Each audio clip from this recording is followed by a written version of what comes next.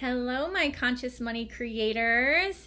Today I'm going to talk to you about a really amazing topic, which is the mindset of going from broke to woke, right? And if you're interested in learning more about that, I actually just put out my first ebook for free to download. You just have to go to leahvitalibook.com to get a copy. So I'll be talking about some of these concepts in the book, but I figured I'd just break them down in a short little YouTube video for you guys. You're my new loyal subscribers. I'm so grateful.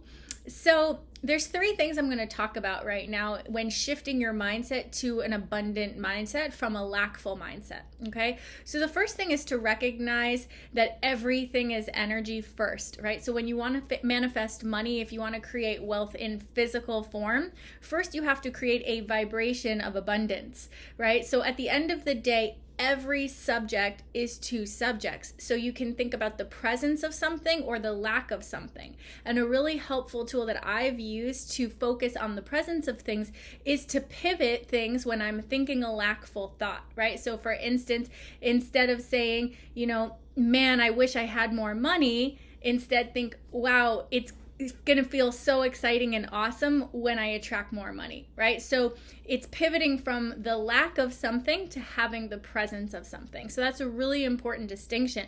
And I actually saw this awesome quote. I'm going to read it to you guys because it really portrays how much our energetic atmosphere around money affects if we manifest it or not, right? So hope you guys are ready for the quote. So here's the quote.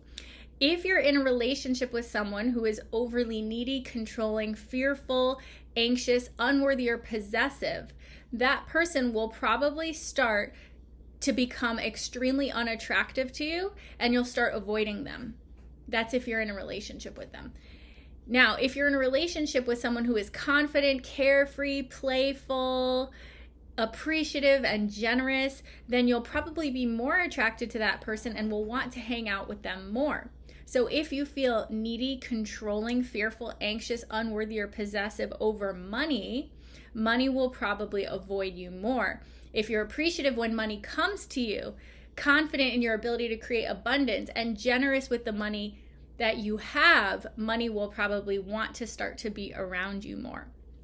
So I just thought that was such a great way to look at it because a lot of us can understand how that works in relationships, but would have never equated those things with money, right? So the first thing is just to be vibrationally abundant about money. And there's a lot of different ways that you can do that. So part two, which ties into that, is that great givers are great receivers, right? So if you want to create a vibration of abundance, the first way you can do that is by being abundant in general. And that extends to things beyond money, right? So some other ways you could be abundant, for example, is be abundant with compliments. You can give compliments to people abundantly. Make people feel good.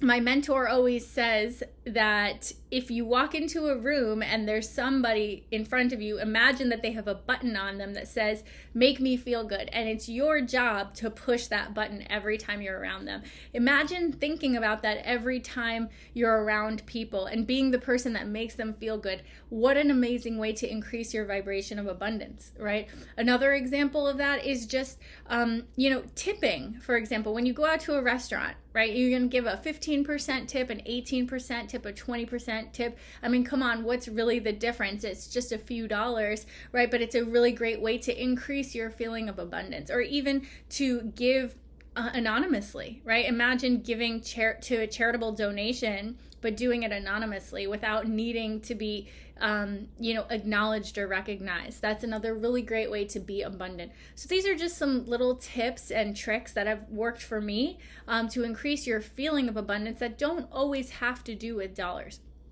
Okay, the last part of creating a vibrationally abundant atmosphere is practicing gratitude.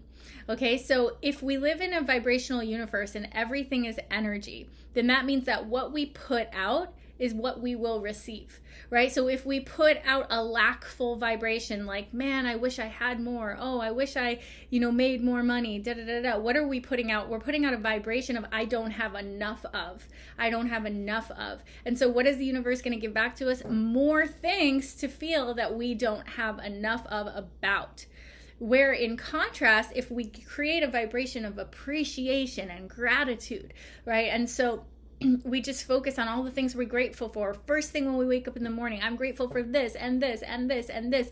What are we creating? A vibration of abundance, right? It's an immediate doorway to abundance, because now we're telling the universe, give me more things to be grateful for. Give me more things to feel gratitude about, right? So it creates that positive momentum, that positive cycle of abundance. So these are just some little tips and tricks that hopefully you can start to implement to feel more vibrationally abundant, because at the end of the day, everything starts with your internal landscape before it manifests into physical reality.